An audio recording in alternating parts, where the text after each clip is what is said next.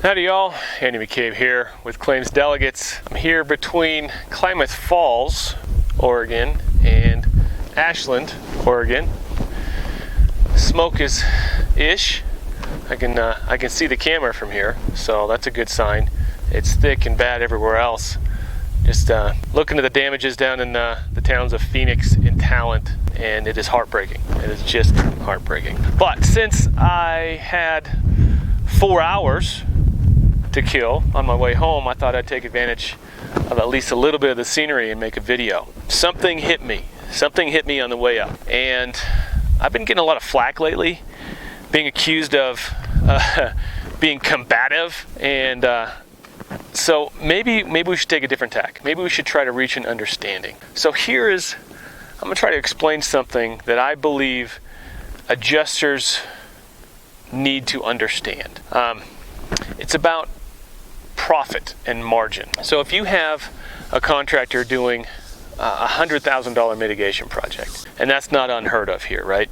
You've got these wildfires that are happening, clean and deodorize and paint, all these things on a big enough building, easily $100,000. What do you believe that contractor has into that job? Well, if you believe what I believe through experience, that the average job, repair jobs in the restoration world, you're making 35 points, maybe 35% profit margin, gross profit.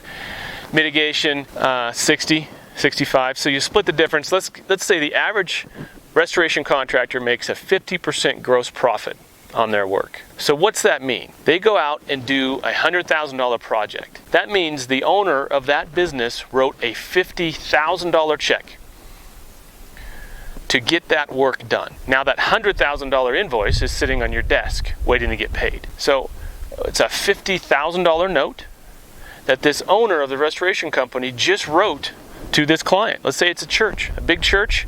They had a fire on Wednesday, smoke damage on Wednesday. They got to be open on Sunday, because guess what? Sunday is revenue day.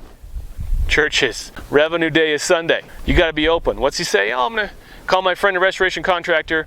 What do we say? We say, of course, we're going to make it happen. We're going to get 200 people here. In 3 days, we're going to be up and ready, up and running, right? Well, what I didn't realize for the longest time, as a salesman, as a project manager, as an estimator, I didn't realize that when I said yes to that project, I was telling my owner, the company, my manager, that they were going to write a big check, because that is a unsecured loan that we just provided to that church. There was no credit check, there's no background check, there's no collateral on this $50K note, and my owner has to hold that $50K note for 120 days if he's lucky, longer if he's not. So there's a lot of people out there who say restoration guys make too much money, they make plenty of money in it, there's plenty of margin in it. How many times have I heard that? Well, guess what? If you've got to run a credit line to run your business, and how many of those guys, your average restoration contractor is doing $500,000 to $1 million in revenue a year. A $100,000 loss, and it's not unheard of. Well, like I said, we've had 5 towns in Oregon destroyed in the last 48, 72 hours. There's a lot of work there. Everyone's spread all over the country already. Oregon, we got to fend for ourselves. So these local contractors, these small contractors, $500,000 in revenue, a $100,000 job is a fifth of their revenue for the year. Do you think they have a $50,000 just laying around?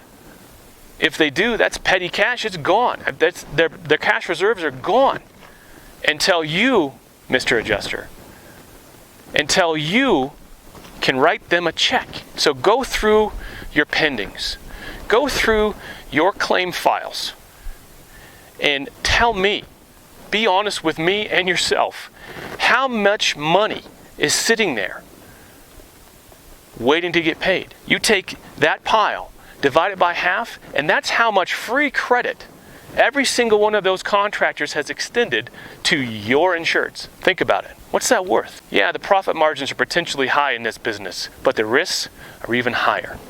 If I got to pay a 3% note or a 6% note on a line of credit in order to run my business because my cash flow has been sucked out on an emergency job, and that adjuster is not paying me, how happy am I going to be? The church is happy as a clam. We rescued them. We saved the day. And by the way, Mr. Adjuster, we made you look like a champ. Why can't you pay us? Why can't you pay us? Take your pendings. Tell me how much money in free loans, the contractors that are waiting for you to write a check, how much money is out there on your desk? And then multiply that times every adjuster in the world.